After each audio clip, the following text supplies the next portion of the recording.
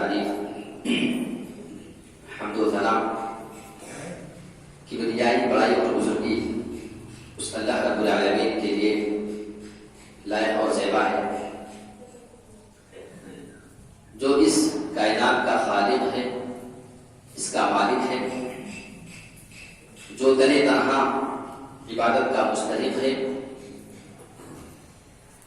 جس کے قبضے میں یہ پوری دنیا، زمین، آسمان، چاند، ستارے، دن رات، انسان، جنات، چرند پرند، ساری چیزیں اسی کے قبضے میں ہیں۔ لاکھوں کروڑوں درود و سلام کی گالیاں نچھاور ہوں تمام انبیاء کرام پر، بالخصوص ہمارے آخری نبی جناب محمد رسول اللہ صلی اللہ علیہ وسلم پر۔ آج میں آپ کے سامنے توحید کی اہمیت کے متعلق کچھ باتیں رکھنا چاہتا ہوں۔ توحید یہ اسلام کی بنیاد ہے، یعنی ایک انسان اگر اپنے آپ کو مسلمان مانتا ہے تو اس کے لیے توحید کے زیور سے اپنے آپ کو آراستہ کرنا، اپنے آپ کو مزین کرنا ضروری ہے۔ بغیر توحید کے اسلام کا تصور ہی نہیں ہے۔ توحید ہے کیا چیز؟ یعنی اللہ رب العالمین کو ایک ماننا، اس کی عبادت میں، اس کی ربوبیت میں، اس کے اسماء و صفات میں، اور اللہ کے علاوہ دوسرے معبودوں کو جو معبودان باطلہ ہیں، جو باطل معبود ہیں، ان کا انکار کرنا، یہ توحید ہے۔ اور یہ توحید ایک ایسی نعمت ہے کہ اس کے ہوتے ہوئے اگر اس پر کامل ایمان انسان کا ہے، اس کی توحید میں کوئی بگاڑ نہ ہو۔ اسی لیے علماء کرام یہ کہتے ہیں کہ توحید کی نعمت یہ ایک ایسا آفینہ ہے جس میں شرک کی ہلکی سی آمیزش، شرک کی ہلکی سی ملاوٹ آپ کے پورے ایمان اور عقیدے کو خراب کر دینے کے لیے کافی ہے۔ یعنی ایک انسان دنیا میں بہت ساری برائیاں جہاں پہ کرتا ہے، اللہ کی نظر میں وہ برائیاں ایک بار اللہ تعالیٰ اگر چاہے گا جس بندے کی کو معاف کر دے گا، لیکن اگر اللہ رب العالمین کی توحید میں کوئی بندہ گڑبڑی کر کے جاتا ہے، اس میں اگر اس کی کھوٹ ہے، تو اللہ رب العالمین نے اس چیز کا اعلان کیا ہے کہ میں توحید میں کمی کرنے والے اور شرک کر کے آنے والے کو کبھی معاف نہیں کروں گا۔ توحید کی اصل میں 3 قسمیں ہیں۔ ایک ہوتا ہے توحید ربوبیت، ایک ہوتا ہے توحید اسماء و صفات، اور ایک ہے توحید الوہیت۔ یہ 3 توحید، 3 قسمیں، اور تینوں کو آپ سمجھ لیجیے۔ توحید ربوبیت، توحید ربوبیت کہتے ہیں کہ اللہ تعالیٰ کو رب ماننا، اللہ کو رب مان لینا، اس کے علاوہ کسی اور کو اس کائنات کا ساجی اور شریک نہ ماننا۔ جو کچھ ہو رہا ہے، جو کچھ کر رہا ہے، وہ صرف اور صرف اللہ رب العالمین کی ذات ہے کرنے والا۔ اور دوسرے ہیں توحید اسماء و صفات، یعنی اللہ رب العالمین کی جو نام ہیں، جو نام اس کے لیے قرآن اور حدیث میں ثابت ہیں، اس کو وہ بہو مان لینا، اس میں ہیر پھیر نہ کرنا، اور اس نام کے اندر جو چیز پائی جاتی ہے اس میں کسی اور کو شریک نہ کرنا۔ اور ایک ہوتا ہے توحید الوہیت، یعنی اللہ تعالیٰ کو الہ ماننا، اس کو اپنا معبود ماننا، اپنی عبادت کے مستحق صرف اللہ کو ماننا، یہ توحید الوہیت ہے۔ یہ توحید کی 3 قسمیں ہو گئی، اور ان تینوں کا ذکر اگر آپ سورہ فاتحہ اٹھا کر کے دیکھیں گے تو ایک ساتھ ان تینوں توحید کا ذکر اللہ تعالیٰ نے سورہ فاتحہ میں کر دیا ہے۔ سورہ فاتحہ کے اندر میں آنے سے پہلے آپ کو ایک بات بتا دوں جو میرے منہ سے ایک بات نکلی کہ اللہ تعالیٰ ہی کو رب ماننا، جو کچھ ہو رہا ہے، جو کچھ کر رہا ہے، وہ صرف اور صرف اللہ رب العالمین کی مشیت اور اس کی رضا سے ہو رہی ہے۔ ایک بہت دلچسپ بات آپ کو بتاتا ہوں۔ ایک بار ایک مسلمان تھا، ایک غیر مسلم تھا، تو اس مسلمان کے پاس وہ آدمی آتا ہے غیر مسلم، اور اس نے اس آدمی کے پاس مسلمان کے سامنے 3 اعتراض رکھا. یہ ساری باتیں ٹھیک ہیں، لیکن میرا 3 اعتراض ہے. اگر ان تینوں اعتراض کا تم جواب دے دو تو میں جانوں تمہیں. مسلمان نے کہا کہ ٹھیک ہے، تم اپنے اعتراض بتاؤ. اس نے کہا میرا پہلا اعتراض یہ ہے کہ جب سارا کام کرنے والا، دیکھیے میرا موضوع جو توحید ہے اسی سے ریلیٹڈ یہ بات ہے، جب سارا کام کرنے والا اللہ رب العالمین ہے، تو اگر بندہ اپنے کیے کی بنا پر جو کام بندہ کرے گا، اگر اس کی بنا پہ وہ آدمی کچھ گناہ کر لیتا ہے، تو اللہ تعالیٰ اس برے کام کی وجہ سے اس آدمی کو جہنم میں کیوں ڈالے گا؟ کیونکہ سارا کام تو اللہ کی مرضی سے ہو رہا ہے. تو اس میں تو اس بندے کا کوئی قصور نہیں ہے، کیونکہ اللہ ہی سب کچھ کرنے والا ہے. یہ اس کا پہلا اعتراض تھا. اس کا دوسرا اعتراض یہ تھا کہ شیطان جو کہ آگ سے بنا ہے، شیطان آگ سے بنا ہے، اور تم کہتے ہو کہ شیطان جہنم میں یعنی آگ میں جلایا جائے گا، تو یہ کیسے ممکن ہے کہ آگ کو جلا سکے؟ ٹھیک ہے، دوسرا اعتراض اس کا یہ تھا. اس کا تیسرا اعتراض یہ تھا کہ اگر اللہ ہے تو نظر کیوں نہیں آتا ہے؟ ہم کیسے مانیں کہ اللہ جو چیز ہوتی ہے وہ نظر ضرور آتی ہے. یہ اس کا 3 اعتراض تھا. اعتراض پہلے آپ سمجھ لیجیے، پھر آپ اس کا جواب دیکھیے. پہلا اعتراض اس کا یہ تھا کہ جو کچھ کرتا ہے صرف اللہ کرتا ہے، اللہ کی مرضی سے ہوتا ہے، بندے کا کوئی قصور نہیں ہوتا. تو اگر کوئی بندہ گناہ کر لے، برائی کر لے، اور ان برائیوں کی وجہ سے اگر وہ جہنم میں جائے گا، تو اس میں بندے کا تو کوئی قصور نہیں ہے. اللہ کو چاہیے کہ اسے جہنم میں نہ ڈالے، کیونکہ بندے کا اس میں کوئی اختیار نہیں تھا. دوسرا اعتراض اس کا یہ تھا کہ شیطان آگ سے بنا ہے، ظاہر سی بات ہے شیطان کی پیدائش آگ سے ہوئی ہے. ٹھیک ہے، تو آگ سے بننے والی چیز آگ میں کیسے جل سکتی ہے؟ یہ اس کا دوسرا اعتراض تھا. تیسرا اعتراض اس کا یہ تھا کہ اگر اللہ ہے تو وہ نظر کیوں نہیں آتا ہے؟ جو چیز ہوتی ہے وہ نظر آتی ہے. یہ 3 اعتراض اس نے دیا، اور بہت زبردست اعتراض تھے اس کے. لیکن وہ مسلمان آدمی، وہ پڑھا لکھا آدمی تھا، وہ دین کی جانکاری رکھنے والا تھا.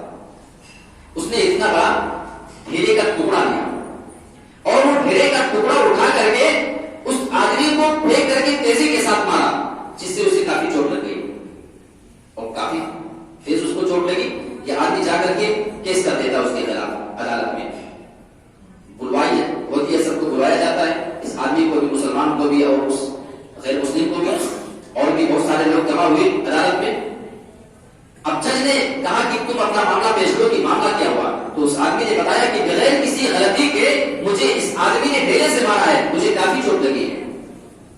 ٹھیک ہے، تو جج نے بولا کہ بھائی مسلمان سے پوچھا کہ تم نے ایسا کیوں کیا، بغیر غلطی کے کیوں مارا؟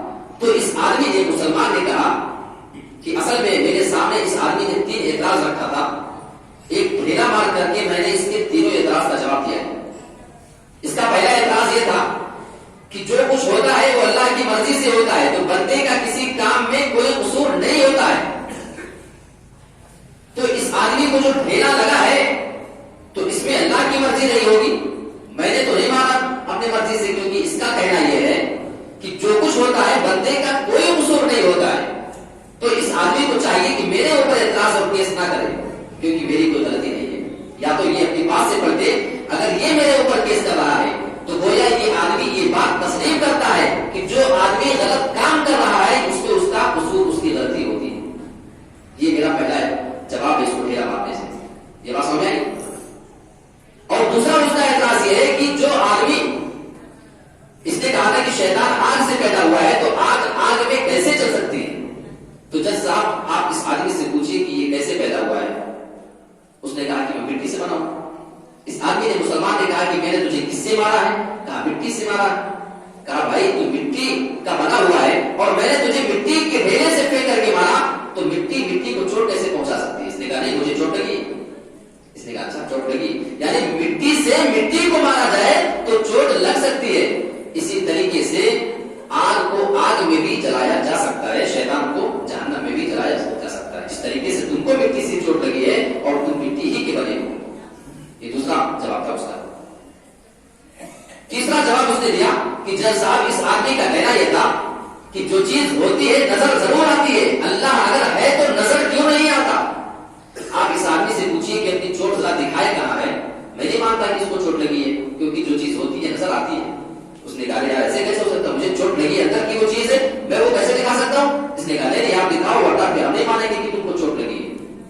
اس نے کہا نہیں چوٹ لگی ہے۔ اس مسلمان نے جواب دیا اس کا مطلب یہ ہوا کہ کچھ چیزیں ضروری نہیں ہے کہ نظر آئیں، لیکن اس کے باوجود بھی وہ ہوتی ہے۔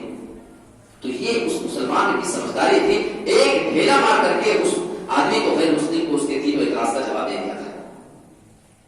اب آئیے جو توحید کی تینوں قسمیں ہیں ہم اس پہ ذرا بات کرتے ہیں۔ سورہ فاتحہ اگر آپ اٹھائیں گے اور اس سورت کی آپ شروعات کریں گے تو اس میں آپ کو توحید کی تینوں قسمیں مل جائیں گی۔ توحید ربوبیت ہے، توحید اسماء و صفات ہے، اور توحید الوہیت ہے۔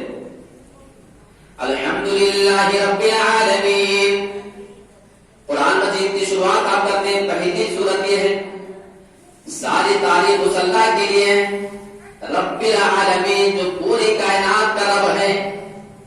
توحید کی سب سے پہلی اس آیت کریمہ کے اندر پائی جاتی ہے، یعنی توحید ربوبیت، اللہ کو اپنا رب ماننا۔ آپ اس کا ترجمہ کریے الحمدللہ رب العالمین، ساری تعریف اس اللہ کے لیے جو پوری کائنات کا رب ہے۔ یعنی اللہ رب العالمین نے اس آیت کریمہ میں اپنے رب ہونے کا اظہار کیا ہے۔ اس آیت کریمہ سے یہ پتہ چلتا ہے کہ رب ہونے والی ذات صرف اور صرف اللہ کی ہو سکتی ہے۔ اور لفظ رب کی اگر میں تشریح کروں تو اس سے ہی بتاتا ہوں کہ گھنٹوں لگ جائیں گے۔ رب ہوتا کیا معلوم؟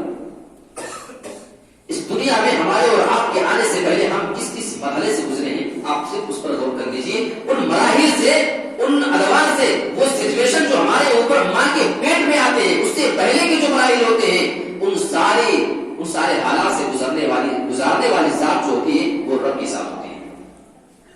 آپ نے کبھی پرندے کی چھوٹے سے بچے کو دیکھا ہے؟ جب پرندے کی بات ہوتی ہے، ایک چھوٹا سا بچہ جب پیدا ہوتا ہے، ابھی وہ کچھ گھنٹے کا ہوتا ہے یا ایک دو دن کا، جب بھی وہ دودھ پینے کے لائق ہو جاتا ہے، ٹھیک ہے، ہر بچے کا اپنا اپنا الگ الگ سسٹم ہوتا ہے۔ جب وہ دودھ پینے کے لائق ہوتا ہے، اس کو محسوس ہوتی ہے ضرورت، اس بچے کو کون بتاتا ہے؟ وہ روتا ہے بھوک کی وجہ سے، اسے کس نے بتایا کہ تمہیں بھوک لگی ہے؟ اب بھوک لگنے کے بعد تمہیں رونا ہے، اور تمہارے رونے کی وجہ سے لوگ سمجھ جائیں گے کہ بچہ بھوکا ہے اور تمہیں دودھ مل جائے گا۔ یہ بات اس بچے کے ذہن میں، جسے نہ سوچنے سمجھنے کی طاقت ہے نہ بولنے کی طاقت ہے، جو بات ہوگی بس رو دے گا، اتنی سی اس کے اندر سے حیثیت ہوتی ہے۔ اس بچے کے ذہن میں یہ بات ڈالنے والی ذات وہی رب کی ذات ہے جو اس کو بتاتی ہے، جو اس کے دماغ میں یہ بات ڈالتی ہے۔ بچہ بھوک کی وجہ سے رونے لگ جاتا ہے، ماں کو احساس ہو جاتا ہے کہ میرا بچہ بھوک کی وجہ سے رو رہا ہے۔ اب اس ماں اپنے چھوٹے سے بچے کے، چند گھنٹے کے بچے کے منہ میں اپنا پستان ڈال دیتی ہے۔ جب بچے کے منہ میں ماں کی پستان جاتی ہے، اب اس بچے کو کیا معلوم ہے کہ اس پستان میں مجھے کیا کرنا ہے؟ جو ذات اس بچے کے اندر دماغ میں اس کے ڈالنے والے ہیں، اس پستان کو، یہ جو تمہارے منہ میں چیز آئی ہے اس کو چوسنا ہے، پھر اس کے بعد سے تمہاری خوراک نکلنے والی ہے۔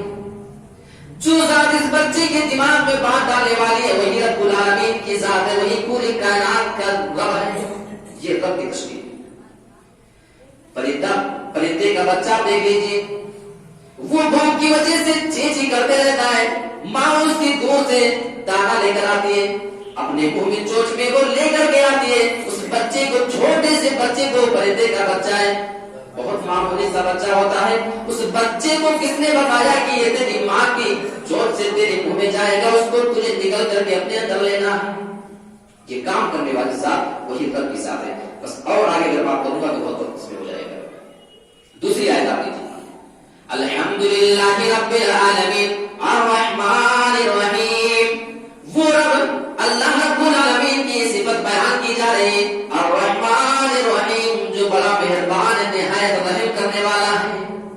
یہ جو رحمان اور رحیم ہے نا، یہ اللہ کی صفت ہے، اس کا نام ہے، اللہ رب العالمین کا نام ہے کہ وہ بہت بڑا مہربان ہے اور بہت زیادہ رحم کرنے والا ہے۔ یہ توحید کی دوسری قسم آپ کو سورہ فاتحہ کے اندر مل جائے گی۔ اور آگے بڑھتے چلیے، مالک یوم الدین، جو قیامت کے دن کا مالک ہے، ایاک نعبد و ایاک نستعین،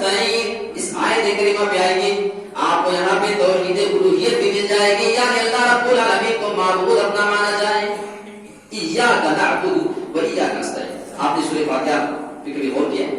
روزانہ آپ پانچوں نماز میں کمپلسری آپ کے لیے کہ ہر رکعت میں آپ سورہ فاتحہ پڑھیں گے، چاہے امام کے پیچھے پڑھ رہے ہو یا آپ تنہا تنہا اکیلے پڑھ رہے ہو، آپ کو سورہ فاتحہ ضرور پڑھنی ہوتی ہے. اور کم سے کم آپ ایک دن میں اگر فرض نماز کو کاؤنٹ کر لیں تو 17 بار آپ سورہ فاتحہ روزانہ پڑھتے ہیں. آپ نے کبھی غور کیا ہے؟ ایاک نعبد و ایاک نستعین. اے اللہ، اس کا ترجمہ جو ہوتا ہے اے اللہ ہم تیری ہی عبادت کرتے ہیں اور تجھ سے ہی مدد مانگتے ہیں. لیکن آج کل بہت سارے مسلمانوں کا حال یہ ہے کہ اے اللہ ہم تیری بھی عبادت کرتے ہیں، کہیں تھوڑی بہت دوسروں کی بھی ہو جاتی ہے. سمجھ رہے ہیں؟ وَإِيَّاكَ نَسْتَعِينُ، اور ہم تجھ سے ہی مدد مانگتے ہیں، کسی اور سے نہیں مانگتے. یہ اصل میں اس کا ترجمہ ہوتا ہے. لیکن آج کل افسوس کے ساتھ کہنا پڑتا ہے کہ بیچارے کچھ مسلمان سورہ فاتحہ روز پڑھتے ہیں، روزانہ کوئی دن ان کا ایسا نہیں جس میں سورہ فاتحہ میں یہ اقرار نہ کرے اے اللہ ہم تجھ سے ہی مدد مانگتے ہیں، لیکن کبھی کبھی دوسرے کے پاس بھی جایا کرتے ہیں. ایسے لوگ اللہ کو کیا جواب دیں گے؟ جب رب ان کا سوال کرے گا کہ سورہ فاتحہ میں دعوت تو بڑا کیا کرتا تھا کہ ہم تجھ سے ہی مدد مانگتے ہیں، لیکن جو دوسرے کے پاس کبھی چلا جایا کرتا تھا بیٹی بیٹا مانگنے کے لیے یا کسی اور چیز کو پورا کروانے کے لیے، یہ بتا تیری بات صحیح تھی یا غلط تھی یا پھر میرا قرآن جھوٹا تھا. ایسے لوگوں کو جواب کے لیے تیار رہنا چاہیے. ایاک نعبد و ایاک نستعین.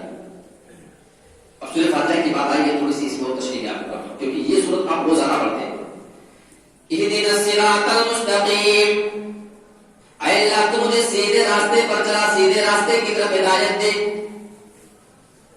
یعنی یہ آیت کریمہ آپ روزانہ بار بار دہراتے رہتے ہیں.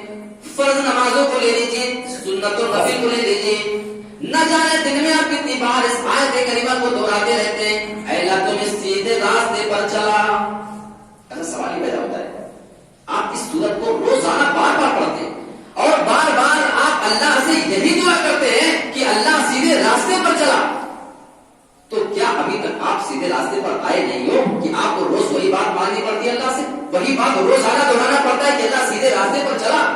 اس کا جواب یہ ہے کہ سیدھے راستے پر ہیں بھلے آپ، لیکن اللہ کہتا ہے کہ روز مانگا کرو سیدھے راستے کی دعا. کہیں ایسا نہ ہو کہ شیطان تمہیں اس سیدھے راستے سے بھٹکا دے اور دور کر دے. اس لیے روزانہ کی دعا مانگتے رہو، ہم انشاءاللہ اس کو قبول کریں گے. یہ مطلب ایسا کہ نہیں مطلب ہم اس کے دین پہ جا کر کے دیکھیں گے تب اس کا مطلب سمجھ آتا ہے. ایاک نعبد و ایاک نستعین، اہدنا الصراط المستقیم صراط الذین انعمت علیہم، ان لوگوں کے راستے پر جن پر تیرا انعام ہوا ہے، جن پر تیری نعمت ہوئی ہے. اچھا یہاں پہ کہہ دیا گیا تھا کہ اللہ سیدھے راستے پر چلا، تو آگے وضاحت کرنے کی کیا ضرورت تھی کہ ان لوگوں کے راستے پر جس پر تیرا انعام ہوا، جس پر تو نے اپنا کرم کیا ہے، فضل کیا ہے، صرف مانگ لیا جاتا اللہ سیدھے راستے پر چلا دے. جانتے ہیں ایک وجہ قرآن کی کوئی آیت اضافی نہیں ہے، بے مطلب کی نہیں ہے. ایک مثال سمجھاؤں آپ کو.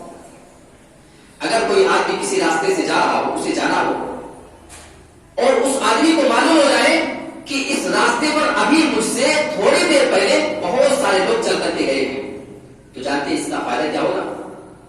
اس راستے پر جانے میں اس آدمی کے اندر سے ڈر ختم ہو جائے گا کہ ابھی تو کچھ لوگ گئے ہیں، سمجھے، ہچکچائے گا. اور دوسرے اس کی رفتار تیز ہو جائے گی کہ ابھی جو لوگ گئے ہیں لاؤ جلدی سے چلو تاکہ ان کے ساتھ میں بھی مل جاؤں، تنہا نہ رہ جاؤں.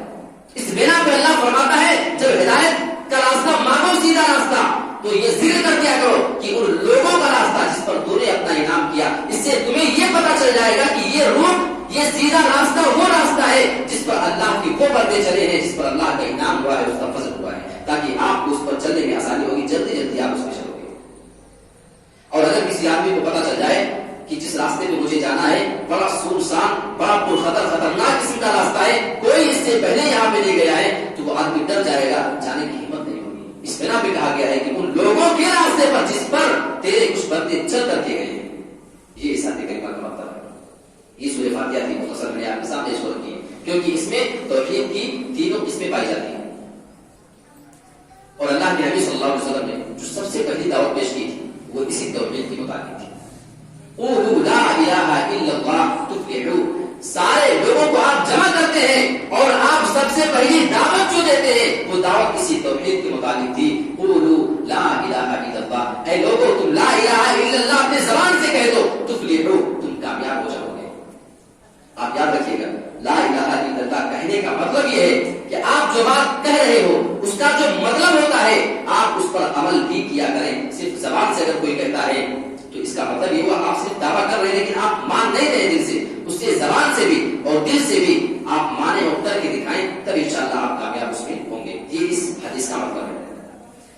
حضرت معاذ بن جبل رضی اللہ تعالیٰ عنہ فرماتے ہیں کہ ایک بار میں اللہ کے نبی صلی اللہ علیہ وسلم کے پیچھے اونٹ کے اوپر بیٹھا ہوا تھا. صحیح بخاری اور صحیح مسلم کی یہ حدیث ہے. اونٹ کے اوپر بیٹھا ہوا تھوڑا سا میرے درمیان فاصلہ تھا. اللہ کے نبی صلی اللہ علیہ وسلم نے 3 بار حضرت معاذ بن جبل کو بلایا پکارا اور تینوں بار انہوں نے کہا اللہ کے نبی میں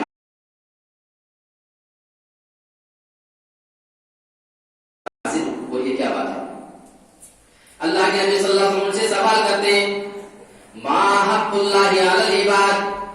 اے معاذ بن جبل کیا تم جانتے ہو کہ اللہ رب العالمین کا اس کے بندوں کے اوپر کیا حق ہے؟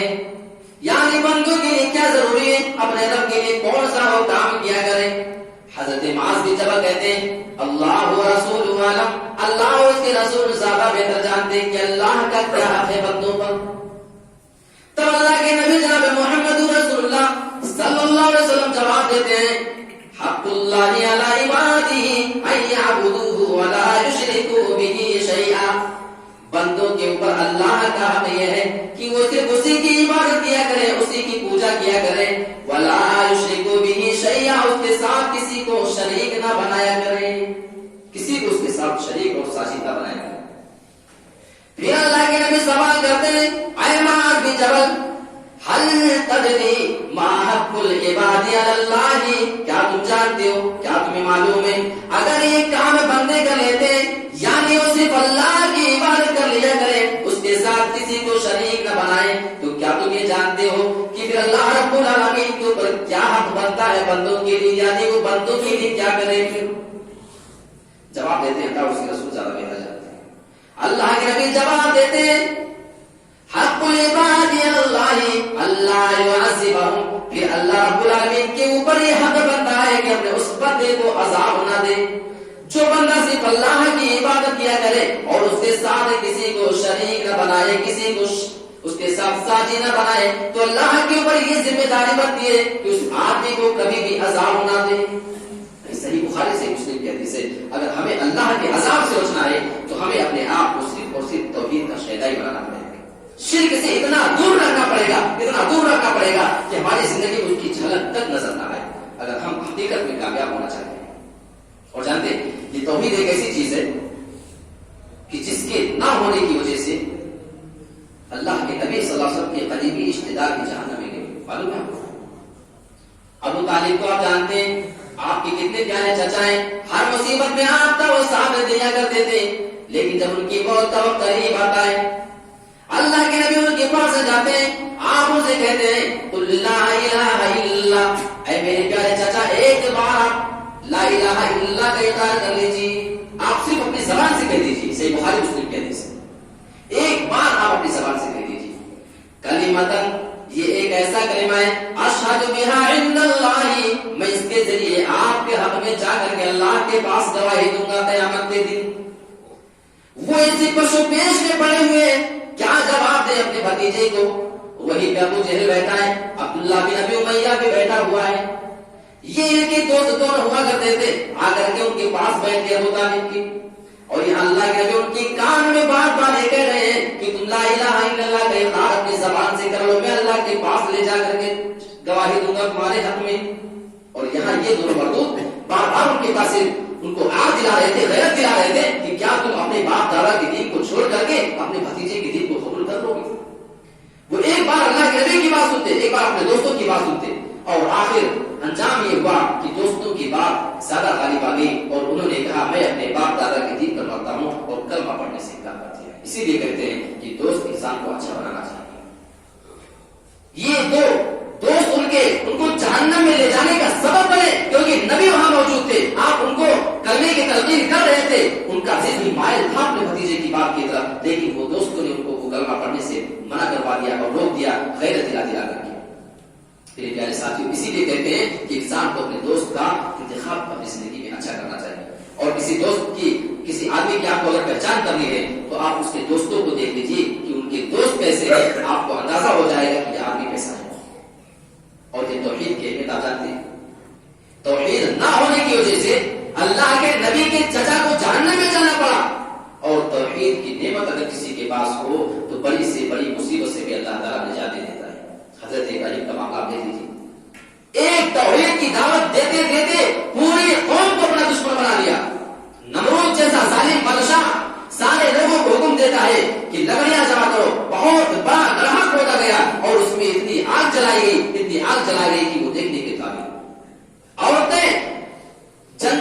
چن چن کر کے لکڑیاں لاتی تھی کہ میری اس لکڑی سے شاید ابراہیم جو ہے جل جائے. زبردست آگ تیار کی گئی اور اس سلگتے ہوئے آگ کے اندر حضرت ابراہیم کو ڈال دیا گیا تھا. یہ میں نہیں کہتا، قرآن کی آیت بتاتے ہیں. اٹھاؤ سورۃ الانبیاء، وہاں پہ آپ کو یہ سارے مناظر بھی دیکھنے کو مل جائیں گے. سورۃ الانبیاء کے اندر آیت نمبر 69 نمبر کی آیت اگر آپ اٹھا کر کے دیکھیں، حضرت ابراہیم کو آگ میں ڈالا جا رہا ہے. توحید ان کے پاس موجود ہے، وہ اللہ کی توحید کے لیے لوگوں کو اپنا دشمن بنا چکے. حالانکہ نمرود سے ان کی کوئی اپنی ذاتی دشمنی نہ تھی، وہ صرف اللہ رب العالمین کی عبادت کی طرف لوگوں کو بلایا کرتے تھے. اور اللہ کے لیے ان کو آگ میں ڈالا جا رہا ہے. تو پھر ذرا سوچیے کہ جس کو اللہ کے لیے مصیبت میں جانا پڑے اس کو اللہ رب العالمین ضائع کیسے کر سکتا ہے. اور اللہ رب العالمین نے قرآن میں اس کا نقشہ کھینچا ہے، ایک معجزے کا ذکر کیا ہے. قُلْ يَا نَارُ كُونِي بَرْدًا وَسَلَامًا عَلَىٰ إِبْرَاهِيمَ. جب ان کو آگ میں ڈال دیا گیا، اللہ فرماتا ہے ہم نے آگ سے کہا قُلْ يَا نَارُ، اے آگ خبردار، كُونِي بَرْدًا وَسَلَامًا عَلَىٰ إِبْرَاهِيمَ، اے آگ تیرے اندر جلانے کی طاقت ہم نے دی ہے، تیرا کام جلانا تو ہے، لیکن آج میرا خلیل میرا دوست ابراہیم تیرے اندر جا رہا ہے. کونی بردا کو ٹھنڈی ہو جانا، اور صرف ٹھنڈی مت ہو جانا کہ کہیں اتنی ٹھنڈ ہو جائے کہ ابراہیم کو تکلیف ہو جائے. وہ سلامتی والی ہو جا ابراہیم کی. یہ جملے ہمیں بتا رہے ہیں کہ توحید کی نعمت جس بندے کے پاس ہو اس کو اللہ تعالیٰ کے مسائل نہیں کر سکتا ہے. وقتی طور کے لیے مصیبت آ سکتی ہے لیکن ہمیشہ کے لیے وہ آدمی مصیبت میں نہیں رہ سکتا ہے. آپ ذرا غور کریں، ایک تو آگ سے اللہ کہنا ٹھنڈی ہو جا، اس کے لیے کون سی بڑی بات تھی؟ جس اللہ نے اسے گرم ہونے کی طاقت دی وہی اس کو طاقت دے دے گا کہ وہ ٹھنڈی ہو جائے گی. اگر ٹھنڈ زیادہ ہو جاتی تو وہ آگ سے حضرت ابراہیم کو ٹھنڈک لگ سکتی تھی. اللہ نے کہا اتنی ٹھنڈی نہ ہو جانا کہ ابراہیم کو تکلیف پہنچ جائے، سلامتی والی بھی ہو جانا، میڈیم کلاس کی رہنا تاکہ ابراہیم کو کوئی تکلیف نہ ہو، نہ گرمی لگے نہ ٹھنڈی لگے تھے. یہ اللہ رب العالمین سورہ انبیاء کے اندر اس کا ذکر کرتا ہے. حضرت یونس کا معاملہ اٹھا لیجیے. یہ بڑے بڑے انبیاء کے بارے میں اللہ تعالیٰ نے کیوں ذکر کیا ہے؟ یہ صرف قصہ کہانی ہے؟ اللہ یہ بتانا چاہ رہا ہے کہ توحید کی اہمیت کیا ہے.